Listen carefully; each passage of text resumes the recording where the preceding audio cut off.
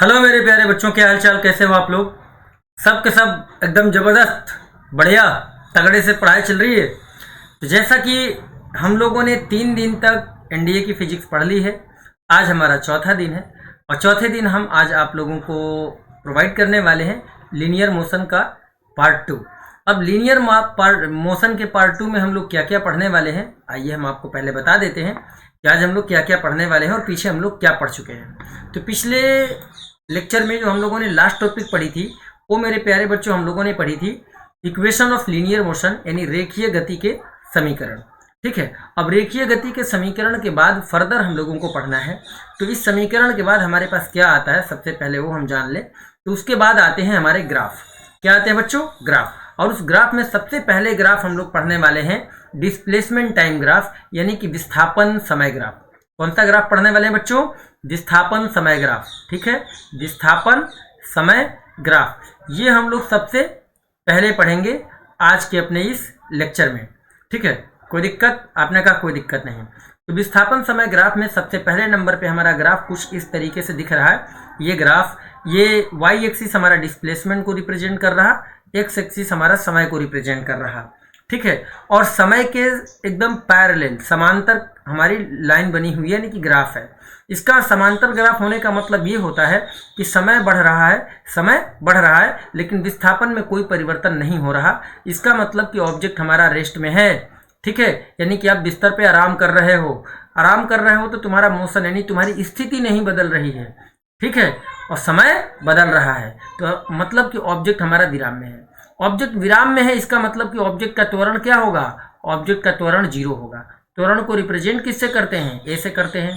त्वरण का मतलब एक्सेलरेशन, तो इट मीन्स कि ऑब्जेक्ट का एक्सेलरेशन 0 होगा। दूसरा ग्राफ हमारा कुछ इस तरीके से, ये भी स्ट्रेट लाइन था, ये भी स्ट्रेट लाइन है, लेकिन फर्क इतना है कि ये जो स्ट्रेट लाइन है ये समय वाले एक्सिस से अगर देखा जाए, टाइम के एक्सिस के साथ अगर देखा जाए थोड़ा सा, तो टाइम के एक्सिस के साथ ये कोई एंगल बना रहा है। जैसे ये टाइम का एक्सिस है, इसके पैरेलल अगर लाइन खींच दे तो ये यहाँ पर कोई ना कोई एंगल बना रहा है, कोई ना कोई कोण बनाते हुए जा रहा है। ये पैरेलल नहीं है, एक्चुअल में ग्राफ हमारा ये है। ठीक है ना? तो इसका मतलब ये हो गया कि अब ऑब्जेक्ट समय के साथ साथ ऑब्जेक्ट की स्थिति भी बदल रही है। इस पोजीशन में समय 0 था, ऑब्जेक्ट की पोजीशन यहाँ पर थी। जब इस पोजीशन की बात करें तो समय हमारा बढ़ते बढ़ते इतना हो गया और स्थिति बदल के यहाँ तक आ गई। इसका मतलब कि ऑब्जेक्ट हमारा मोशन में है। और जब ये सीधी रेखा हो तो ये एक समान मोशन यानी एक समान गति को प्रदर्शित करता है। और जब एक समान गति हो तब भी हमारा वस्तु का त्वरण यानी कि एक्सेलरेशन क्या होता है? 0 ही होता है। ठीक है, कोई दिक्कत? विस्थापन समय ग्राफ से वेग कैसे निकाला जाए? तो वेग निकालने का सिंपल सा फार्मूला यानी कि वेलोसिटी, कि वेलोसिटी बराबर tan थीटा, वेलोसिटी बराबर tan थीटा। tan थीटा को हम लोग बच्चों स्लोप कहते हैं। क्या कहते हैं? स्लोप। स्लोप का हिंदी में अगर बोले तो हिंदी में इसे हम ढाल कहेंगे। ठीक है, जब कभी भी आपको डिस्प्लेसमेंट टाइम ग्राफ दिखे तो उसका स्लोप निकाल दो। स्लोप ही को tan थीटा कहते हैं। स्लोप को क्या कहते हैं? tan theta. और tan थीटा किसको रिप्रेजेंट करता है? ढाल को रिप्रेजेंट करता है। तो ये वाला थीटा की वैल्यू जो टाइम एक्सिस के साथ है उसकी थीटा पता कर लो और थीटा की वैल्यू यहाँ रख दो। मान ले थोड़ी देर के लिए कि मान लो ये वैल्यू हमारी 60 डिग्री हो, ये 60 डिग्री हो, तो हमारी वेलोसिटी कितनी आ जाएगी? tan 60। और tan 60 डिग्री का मतलब कितना होता है? √3, यानी कि आ जाएगा √3 मीटर पर सेकेंड। समझ में आ गया? तो जो ढाल होता है वो वेलोसिटी को रिप्रेजेंट करता है। किसका ढाल? डिस्प्लेसमेंट वर्सेस टाइम का। इसका बच्चों? डिस्प्लेसमेंट वर्सेस टाइम का। ठीक है, तो जब डिस्प्लेसमेंट वर्सेस टाइम का ग्राफ का ढाल अगर मान लो 60 डिग्री दे दिया तो उसकी वेग कितनी आ जाएगी? √3 मीटर पर सेकेंड। और ये ट्रिग्नोमेट्री में आप लोगों ने पढ़ लिया होगा। तो ट्रिग्नोमेट्री में आपने जो पढ़ा है उस कॉन्सेप्ट को आप लोगों को याद रखना है, उसके एंगल की वैल्यूज आप लोगों को याद रखना है। जो भी बच्चा पहली बार हमारे इस चैनल पे आया है, चैनल को सब्सक्राइब कर दो, इस वीडियो को लाइक करो, दोस्तों में शेयर करो। और अगर मन में कोई भी सवाल है, किसी भी तरह का कोई इशू आ रहा है, कोई प्रॉब्लम है, तो उसके लिए आप हमें कमेंट जरूर करें।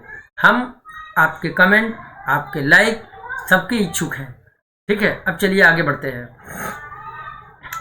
अगला ग्राफ, अगला तीसरे नंबर का ग्राफ में आप देख सकते हैं कि हमारा ग्राफ कुछ इस तरीके से बन रहा है, इस तरीके से जा रहा है।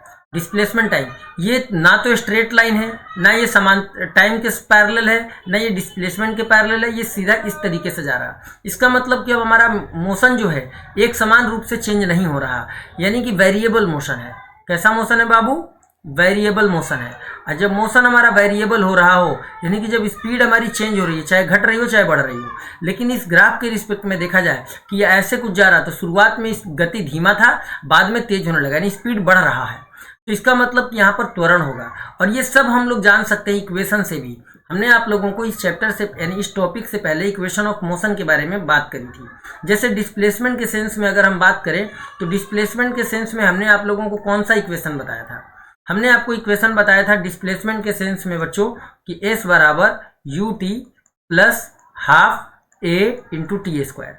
अगर हम ऑब्जेक्ट की इनिशियल वेलोसिटी को जीरो मान लें तो ये टर्म पूरा जीरो हो जाएगा, जिसकी वजह से बचेगा केवल हाफ a टी स्क्वायर। ठीक, s बराबर।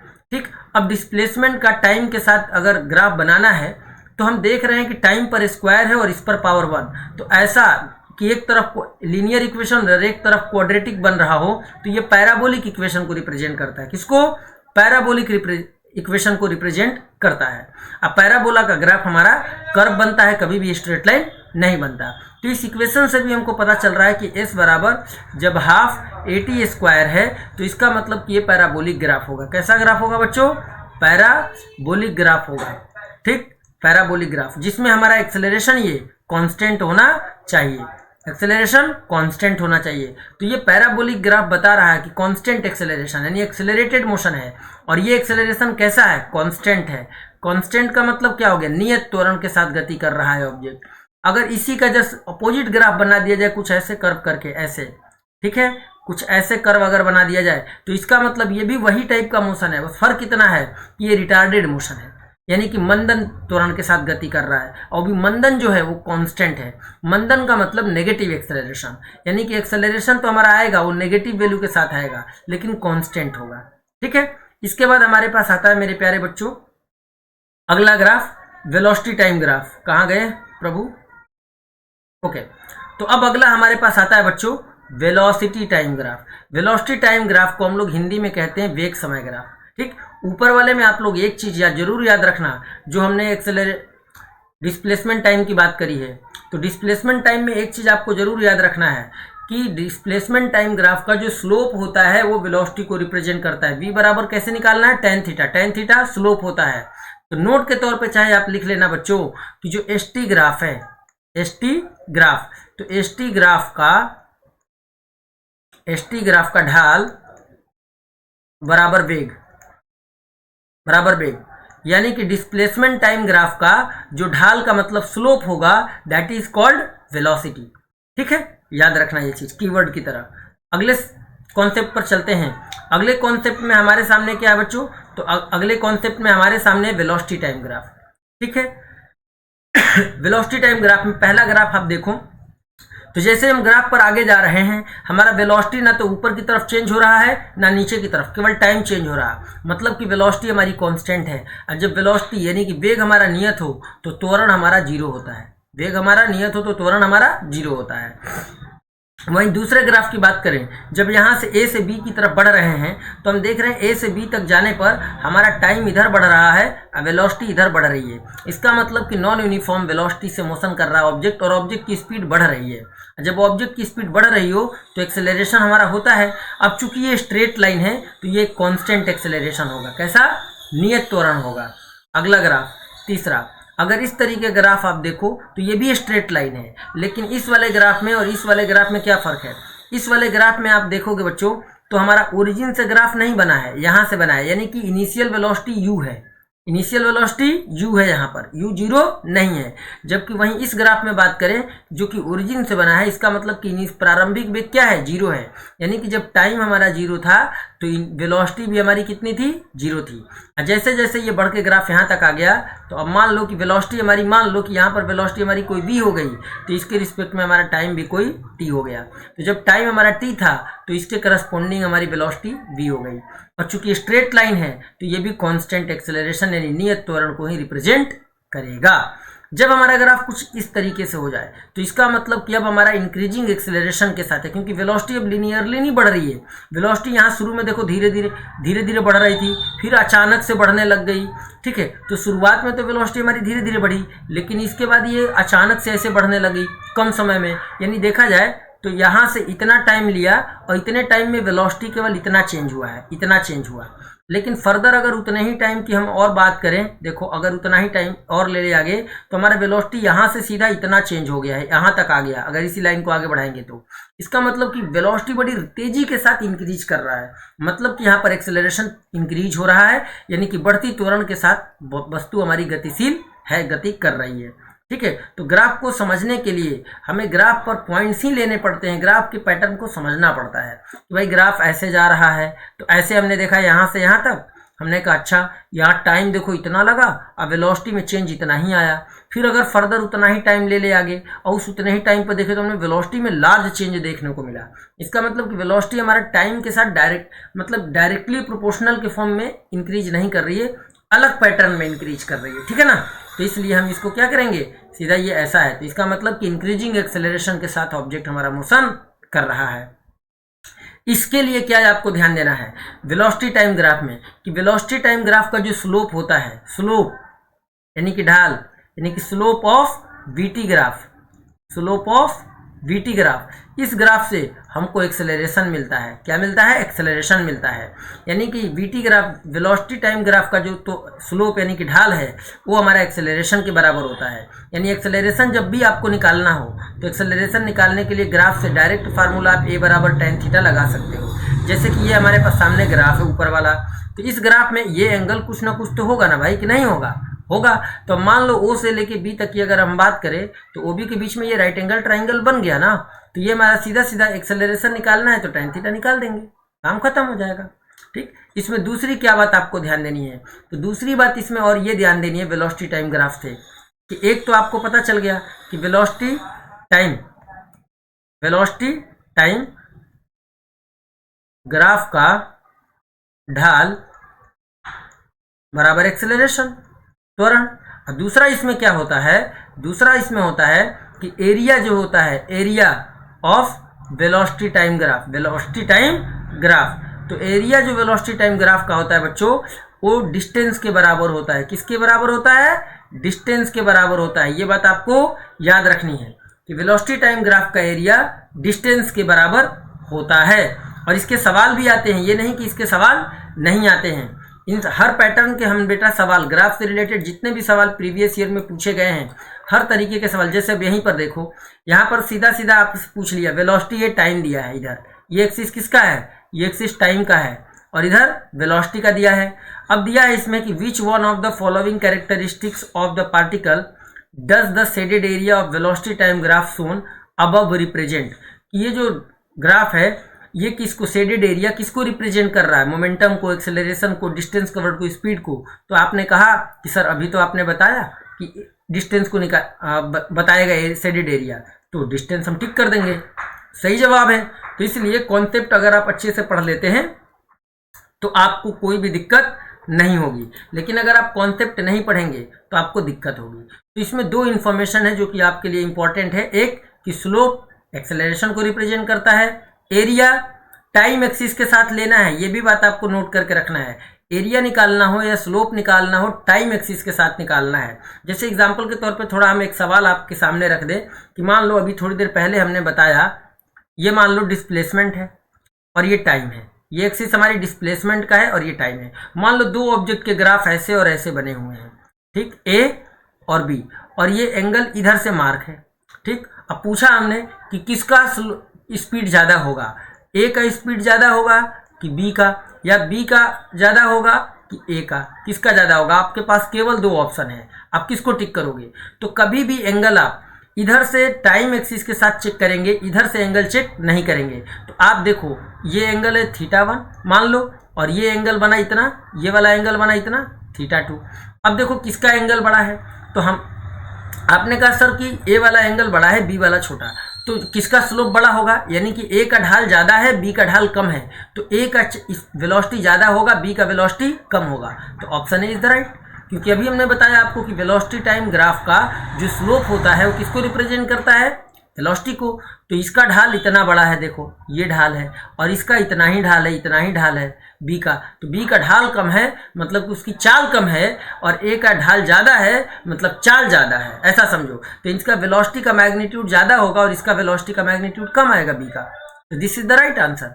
इसी तरीके से अगर हम वेलोसिटी टाइम ग्राफ में पूछ ले, ये टाइम है और ये हमारा वेलोसिटी है, और यहाँ भी ऐसे ही दो ग्राफ बना ले, ठीक, दो ग्राफ बना ले। अब थोड़ा सा मॉडिफाई करते हैं, रुक जाओ, इधर हमने वेलोसिटी रख दिया और इधर टाइम, और अब हम पूछे कि इन दोनों में ये ए और बी में किसका एक्सेलरेशन ज़्यादा है, तो हमेशा टाइम के साथ देखना है। टाइम एक्सिस इधर है, तो टाइम एक्सिस के साथ ए का ढाल कम है, ए का ढाल कम है और बी का ढाल ज़्यादा है, तो एक्सेलरेशन ए का कम होगा और बी का एक्सेलरेशन ज़्यादा होगा। क्यों? क्योंकि हमने बताया आपको कि वेलोसिटी टाइम में जो ढाल होता है वो एक्सेलरेशन को रिप्रेजेंट करता है, और डिस्प्लेसमेंट टाइम में जो ढाल होता है वो वेलोसिटी को रिप्रेजेंट करता है। तो ढाल दोनों ही जगह निकालना है, लेकिन एक में वही ढाल वेलोसिटी को बताएगा और एक में वही ढाल एक्सेलरेशन को बताएगा, तो याद रखना। और इसमें यह भी याद रखना है कि एरिया, जैसे अगर टाइम एक्सिस के साथ हमने मान लो ऐसे खींच दे, ऐसा लाइन खींच दे, तो ए वाला कितना एरिया बनाएगा, तो ए वाला जो ग्राफ ये है इस पर्टिकुलर टाइम के लिए इतना एरिया ही बना रहा, और बी वाला पूरा इतना एरिया ज़्यादा बना रहा, तो बी ज़्यादा डिस्टेंस कवर करेगा और ए कम डिस्टेंस कवर करेगा, ठीक है। तो टाइम एक्सिस के साथ जो शेडेड एरिया है वो किसको रिप्रेजेंट करता है, डिस्टेंस कवर्ड को रिप्रेजेंट करता है, तो ये भी आपको याद रखना है। अब अगले ग्राफ पर चलते हैं। तो अगले ग्राफ में है मेरे प्यारे बच्चों एक्सेलरेशन टाइम ग्राफ। तो ये एक्सेलरेशन है और ये टाइम है, ठीक। तो जब एक्सेलरेशन हमारा इस तरीके से हो और टाइम, तो देखो ग्राफ पे यहाँ से जब हम नीचे की तरफ ऐसे ऐसे चल रहे हैं, तो ऐसे नीचे आने में हमारा टाइम तो बढ़ रहा है लेकिन एक्सेलरेशन कम हो रहा है, टाइम तो बढ़ रहा है। देखो टाइम यहाँ से जैसे जैसे आप ऐसे आते जाओगे तो टाइम तो आपका इस डायरेक्शन में बढ़ ही रहा है, लेकिन एक्सेलरेशन कम हो रहा है, जीरो की तरफ आ रहा है। इसका मतलब डिक्रीजिंग एक्सेलरेशन के साथ ऑब्जेक्ट हमारा गति कर रहा है। यानी कि जब हम चलती हुई कार पर ब्रेक लगाते हैं, बाइक पर ब्रेक लगाते हैं, तो उसमें रिटार्डेशन आ जाता है। डिक्रीजिंग एक्सेलरेशन का मतलब होता है मंदन। डिक्रीजिंग एक्सेलरेशन का मतलब क्या होता है, मंदन। मंदन का मतलब क्या होता है अंग्रेजी में, रिटार्डेशन। क्या होता है, रिटार्डेशन। रिटार्डेशन का मतलब हो गया कि नेगेटिव एक्सेलरेशन। रिटार्डेशन का मतलब नेगेटिव एक्सेलरेशन, ठीक है ना, नेगेटिव एक्सेलरेशन। बात समझ में आ गई। वहीं अगर इस वाले ग्राफ की बात करूं तो इसमें जैसे जैसे आप आगे ऐसे ऐसे जा रहे हो, आपको दिखेगा कि टाइम भी बढ़ रहा है और एक्सेलरेशन भी बढ़ रहा है। टाइम भी बढ़ रहा है, एक्सेलरेशन भी बढ़ रहा है, मतलब इंक्रीजिंग एक्सेलरेशन है, ठीक है। तो बढ़ती त्वरण के साथ वस्तु हमारी गति कर रहा है। तो इस तरीके के हमारे सारे ग्राफ हो गए। अब इससे रिलेटेड कुछ क्वेश्चन हम आपको बता देते हैं जो आपके बोर्ड एग्जाम, आपके एग्जाम के लिए काफ़ी इंपॉर्टेंट होता है। जैसे कि यहाँ पर 4 ग्राफ बना हुआ है, 2008 फर्स्ट एनडीए में पूछा गया था क्वेश्चन कि body starting from the rest move along A straight line with constant acceleration. क्या दे दिया कि स्ट्रेट लाइन पर गति कर रहा है, एक्सेलरेशन हमारा कांस्टेंट है। कैसा एक्सेलरेशन है भाई, तो क्वेश्चन में दिया है, मैं नहीं कह रहा हूँ ये चीज, क्वेश्चन कह रहा है कि एक्सेलरेशन हमारा कांस्टेंट है। देखो यहाँ पर लिखा है constant acceleration. Which one of the following graph represent the variation of v and s, कि v और s के रिस्पेक्ट में कांस्टेंट एक्सेलरेशन के लिए कौन सही है जबकि ऑब्जेक्ट हमारा रेस्ट से चल रहा। तुम्हारे दिमाग में कुछ नहीं आ रहा। हमने कहा तीसरा इक्वेशन ऑफ मोशन पढ़े हो, v स्क्वायर बराबर होता है u स्क्वायर प्लस 2as। जब इनिशियल वेलोसिटी 0 हो तो v स्क्वायर बराबर क्या आएगा बाबू, तुमने कहा 2as, और एक्सेलरेशन कांस्टेंट हो तो s और v स्क्वायर में रिलेशन कैसा निकला, तुमने कहा सर ये तो रिलेशन एक में क्वाड्रेटिक और एक में लीनियर आ गया, ठीक। अगर मान लो वेलोसिटी ये आ गया y स्क्वायर बराबर 4ax टाइप, ठीक है, तो ये कैसा ग्राफ बनेगा, ये तो इसका मतलब एक्सेलरेटेड मोशन है भाई, ये तो पैराबोलिक इक्वेशन है। ये कैसा इक्वेशन है, पैराबोला। इसका मतलब ये भी किसको रिप्रेजेंट करेगा, पैराबोला को। तुमने कहा बिल्कुल सही कहा सर, ये तो पैराबोला को ही रिप्रेजेंट करेगा। मतलब ये इसके लिए कौन सा ग्राफ सही हो जाएगा, जब y स्क्वायर बराबर 4ax आ गया तो यानी कि ये हमारा d को रिप्रेजेंट करेगा। इसका सही जवाब क्या हो गया, d, ठीक है। तो आपको क्वेश्चन पढ़ने के साथ साथ आपके दिमाग भी लगाना पड़ता है कि कौन किसके लिए सही होगा। आगे बढ़ते हैं। ये सवाल है कि a car accelerate from rest, ठीक, from rest which acceleration is 1.2 metre per second square. A bus move with constant speed 12 meter per second in parallel lane.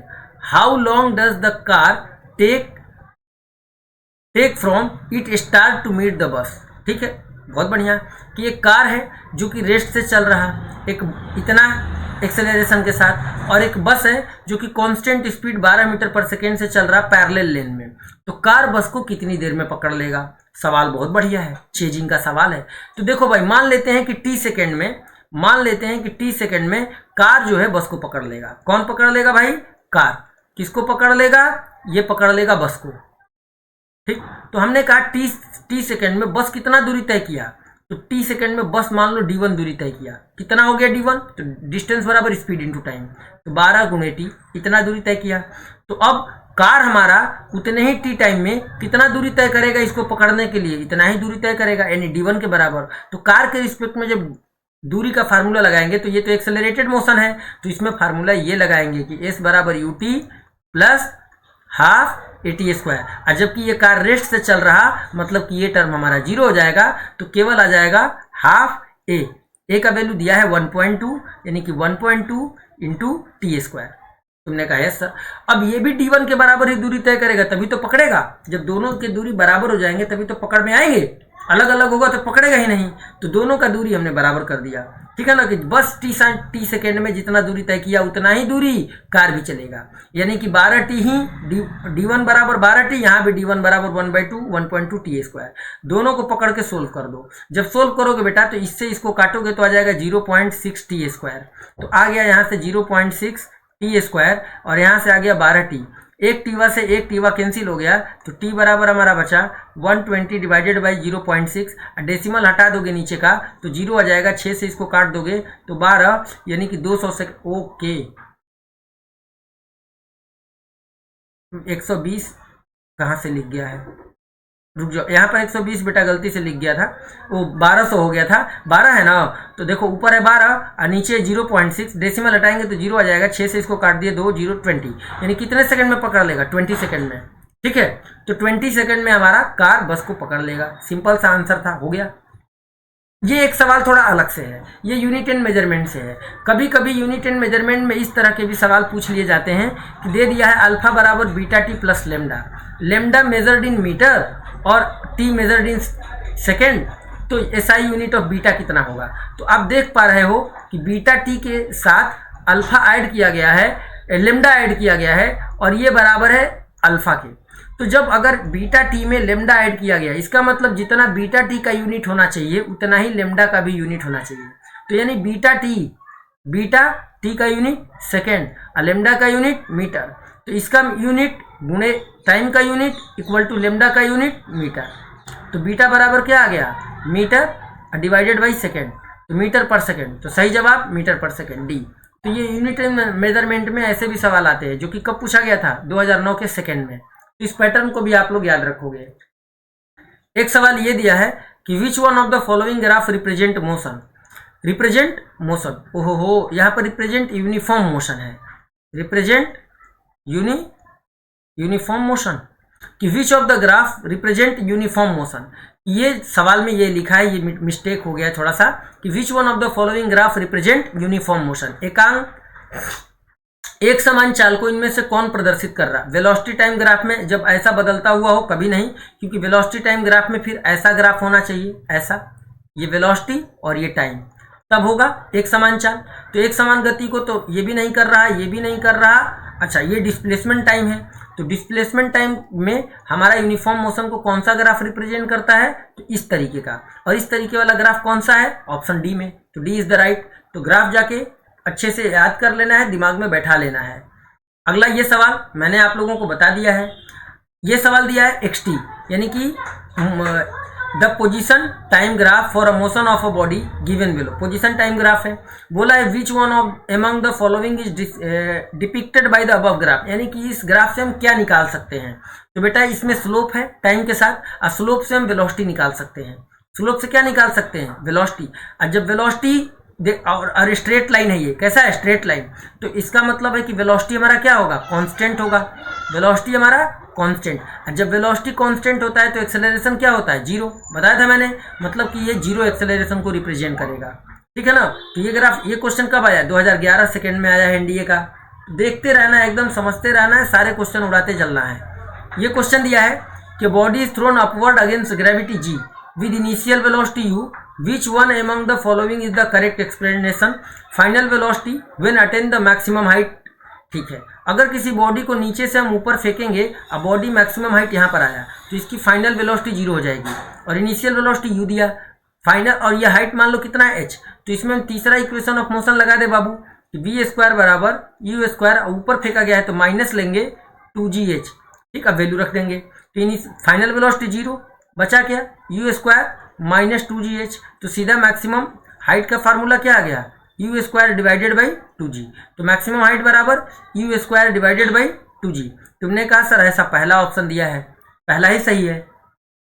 अगला सवाल कुछ ऐसा दे रखा है, देखो कि x बराबर A I cap plus B T J cap plus C by T T square K cap. अब बोला है एक्सेलरेशन एलोंग डी एक्सेलरेट का मतलब नेगेटिव वैल्यू और एक्सेलरेट एलोंग। अब कैसे पता करेंगे कि एक्सेलरेशन इसका कितना होगा? बहुत आसान सा सवाल है ये कि भाई जब पोजीशन टाइम ग्राफ दिया है या डिस्प्लेसमेंट टाइम ग्राफ दिया है तो इसको एक बार अगर dx by D T equate करेंगे तो इससे क्या मिल जाएगा वेलोसिटी, तो एक बार डिफ्रेंशिएट करके वेलोसिटी निकाल लो। तो वेलोसिटी इसमें टाइम दिया है क्या? आपने कहा नहीं, मतलब ये 0 हो जाएगा। या बी टी दिया है, टाइम का डिफ्रेंशिएशन 1, केवल टाइम के पावर 1 है तो केवल 1 हो गया, तो बी बचा और जे कैप बचा, यानी कि ये आ गया बी जे कैप प्लस यहाँ पर टी स्क्वायर है 80/2 है तो टी देखो c/2 पहले से था और टी स्क्वायर का डिफ्रेंशिएशन करेंगे तो आ जाएगा 2t, ये कट गया तो क्या बचा? केवल ct बचा, केवल ct बचा। ठीक है बच्चों, तो डिफ्रेंशिएशन करने के बाद तो हमारा ct आ गया। अब बगल में क्या लगा के कैप, तो हमने के कैप भी कर दिया, तो ct के कैप यानी कि वेलोसिटी यह आ गया ct के कैप। अब हमें एक्सेलरेशन के बारे में ऑप्शन दिया है तो इसको जब दोबारा से डिफरेंशिएट करेंगे यानी कि dv बाई डी टी जब इक्वेट करेंगे तो एक्सेलरेशन निकल आएगा, तो दोबारा से फिर हम एक्सेलरेट करेंगे। तो जैसे ही हम दोबारा से मेरे प्यारे बच्चों इसको एक्सेलरेट करेंगे एक्सेलरेशन निकल आएगा। एक्सेलरेशन बराबर ये तो खत्म ही हो गया है, इसका कोई मतलब नहीं, यहाँ टाइम नहीं है तो ये भी खत्म हो गया। अब बचा केवल सी टी के कैप, तो सी टी में केवल क्या बचेगा c और t का हो गया 1 और के कैप, तो c के कैप। और ये वैल्यू कैसा है, प्लस में कि माइनस में? तुमने कहा प्लस में, इसका मतलब कि पॉजिटिव होगा। और के कैप किसको रिप्रेजेंट करता है? जेड एक्सिस को, तो के कैप का मतलब जेड एक्सिस के अलोंग होगा, तो पॉजिटिव एक्सेलरेशन होगा और के डायरेक्शन में होगा, तो एक्सेलरेशन अलोंग के डायरेक्शन। ठीक, option A is the right. ऐसे सवाल भी आपको मिलते हैं। कब आया था ये 2013 के पहले में पूछा गया है। ऐसा ही ये सवाल दिया है ये, और इसमें लिखा है कि the plot given above represent displacement of a particle with time T. Particle is किस तरीके से है, तो ये पैराबोलिक ग्राफ है। अब पैराबोलिक ग्राफ कब होता है? जब एक्सेलरेटेड मोशन हो पोजीशन टाइम में, तो मतलब moving with deceleration, moving with acceleration, moving with acceleration graph में हमने बताया, तो उसके हिसाब से इसका ऑप्शन बी हो जाएगा और ये 2013 में पूछा गया है। अगला सवाल ये वेलोसिटी टाइम, ये कुछ ऐसे बना 7 तक, 0 से लेकर 7 तक, यानी एक सेमी सर्कल बन गया, जिसमें पूछा कि plot given above represent the velocity of a particle in metre per second, यानी कि इधर की वैल्यू हमारी मीटर पर सेकेंड में है और टाइम हमारा सेकेंड में है। ठीक, assuming that the plot represent a semi circle, ये किसको रिप्रेजेंट कर रहा है? सेमी सर्कल को। तो distance covered by the particle at the end of 7 second, कि 7 सेकेंड में कितना डिस्टेंस कवर करेगा। तो डिस्टेंस के लिए हम पूरा ये एरिया निकाल देंगे, तो ये पूरा डायामीटर हो गया 7, तो रेडियस हो गया 7/2, तो रेडियस आ गया 7/2 और एरिया का फार्मूला लगा लेंगे पाई आर स्क्वायर। पाई मतलब 22/7 आर स्क्वायर, यानी कि 7/2 गुणे 7/2। एक साथ से एक साथ कैंसिल, इससे इसको काट दिया 11, 11 साथे आ गया 77/2। 77/2 का मतलब हो गया, देख लो 2 3 6 और 2 8 16.5। ठीक है, 38.5। अब 38.5 यहाँ दिया नहीं है, नहीं दिया है ना, नहीं पाई आर स्क्वायर, बहुत बढ़िया। कि डिस्टेंस ट्रेवल, इसमें ऑप्शन ही नहीं दिया है क्या कि distance travelled by the particle at the end of 7 second is okay, बहुत बढ़िया, पाई आर स्क्वायर। अच्छा, ये तो एरिया का फार्मूला है, चूंकि ये एरिया कंप्लीट सर्कल तो है नहीं, तो इसको भी तो हम 2 से डिवाइड करेंगे, तो इसको अगेन 2 से डिवाइड करेंगे, तो 2 से डिवाइड करेंगे बच्चा, तो 38 का डिवीजन करने पर कितना आएगा? 19 आ जाएगा, और 5 का डिवीजन करेंगे तो 19.25। तो अप्रॉक्सीमेट हमारा आंसर क्या आ जाएगा? 19 मीटर। अप्रॉक्सीमेट हमारा आंसर कितना आ जाएगा बच्चों? Approximate answer will be 19 metre. Clear है? तो इस चीज को आप लोग क्या करेंगे? इस चीज को आप लोग याद करके रखेंगे। अगला सवाल, अगले सवाल में दिया है कि if the distance S covered by a moving car in rectilinear motion with speed v in time t by s बराबर vt, then the car undergoes, ये डायरेक्टली क्या है, s हमारा किसको रिप्रेजेंट कर रहा है, डिस्टेंस को, अब v स्पीड को और t टाइम को। तो डायरेक्टली जब हमारे पास फार्मूला ये लग रहा है कि डिस्टेंस बराबर speed into time, speed into time, तो ये तो हमारा कांस्टेंट मोशन का सवाल होता है, यहाँ पर एक्सेलरेशन होता ही नहीं, एक्सेलरेशन जीरो होता है, तब हम ये सवाल लगाते हैं, ये फार्मूले लगाते हैं। मतलब कि यूनिफॉर्म वेलोसिटी के साथ ऑब्जेक्ट हमारा मोशन कर रहा है। कैसे, यूनिफॉर्म वेलोसिटी के साथ ऑब्जेक्ट हमारा मोशन कर रहा है। कोई दिक्कत? आपने कहा कोई दिक्कत नहीं सर, समझ में आ गया एकदम बढ़िया से। अगला सवाल फिर से दिया है हमारे पास कि particle is moving in a circle, a particle is moving in a circular path of radius R. वैसे खैर ये सर्कुलर पाथ का आ गया, तो सर्कुलर पाथ में अभी आप लोग जानते नहीं हो, और यहाँ पर इन्होंने पूछ लिया कि which one of the following graph correctly represent it's acceleration. अब वी दे दिया है वी, और सर्कुलर पाथ का रेडियस आर। आप नहीं पढ़े हो और गलती बाई मिस्टेक ये सवाल यहाँ पर मैंने लगा दिया, क्योंकि ध्यान नहीं दिया था उस टाइम, लगाते टाइम हो जाता है ऐसा कभी कभी, क्योंकि ग्राफ दिखा और एक्सेलरेशन टाइम और डिस्टेंस जैसा दिखा तो हमने लगा दिया।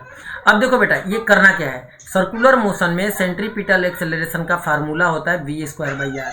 तो एक्सेलरेशन और आर ये दोनों एक दूसरे के इनवर्सली प्रोपोर्शनल है, क्योंकि v है यूनिफॉर्म, कांस्टेंट लिखा है, कांस्टेंट स्पीड v। तो जब ये कांस्टेंट है तो मतलब एक्सेलरेशन रेडियस के इनवर्सली प्रोपोर्शनल है, और जब इनवर्सली प्रोपोर्शनल हो तो ग्राफ हमारा ऐसा बनता है। तो इसका सही जवाब है ऑप्शन नंबर डी।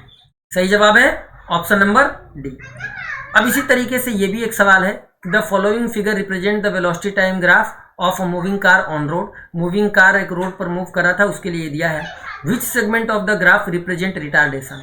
देखो बेटा, जब स्लोप पॉजिटिव हो, जैसे कि ये हमारा वेलोसिटी टाइम ग्राफ है, वीटी ग्राफ। अब वीटी ग्राफ में जब लाइन ऐसे हो और ये एंगल हमारा 90 डिग्री से कम हो, तो हमारा एक्सेलरेशन पॉजिटिव आएगा। क्या आएगा? पॉजिटिव एक्सेलरेशन आएगा। बात समझ आई? वहीं पर अगर वेलोसिटी टाइम ग्राफ हो, वेलोसिटी टाइम ग्राफ, स्लोप ऐसे हो जिसमें ये एंगल टाइम के साथ 90 डिग्री से बड़ा हो, तो उस समय हमारा एक्सेलरेशन निकालोगे तो नेगेटिव आएगा। क्या? नेगेटिव आएगा। तो हम देखेंगे कि इन्होंने पूछा कि विच segment represent retardation, BC. BC में हमारा टाइम के साथ ये जो टाइम एक्सिस है, टाइम एक्सिस के साथ ये जो एंगल बनेगा, ये जो एंगल लाइन ऐसे खींच के यहाँ तक लाओगे तो ये एंगल 90 डिग्री से बड़ा बनेगा, यानी बीसी सेगमेंट ऐसा है जिसमें रिटार्डेशन हो रहा है। तो बीसी इज द राइट। अब ये सवाल दिया है कि v बराबर u प्लस ए टी है। आप पढ़ोगे तो यही लिखेगा कि an object is moving with uniform acceleration A, its initial velocity u, after time t its velocity is v, and the equation of its motion is v बराबर u plus A T. तो the velocity along y axis, velocity को represent कर दिया y axis में, लो इधर velocity है, and t along x axis, t along x axis. तो graph shall be a straight line. लेकिन कैसे होगा? तो ग्राफ हमारा ऐसे होगा, जब वेलोसिटी y एक्सिस पर है तो y एक्सिस पर हमारा इंटरसेप्ट u रहेगा, और इसका भी तो ग्राफ हमने आप लोगों को बताया है यहाँ पर कि जब इनिशियल वेलोसिटी हमारा जीरो ना हो तो हमारा ग्राफ कैसे होता है? हमारा ग्राफ ऐसे होता है, जहाँ पर इनिशियल वेलोसिटी जीरो ना हो। तो v बराबर u प्लस ए टी का ग्राफ यही है। तो y एक्सिस के अलोंग u इंटरसेप्ट हमें देखने को मिलेगा।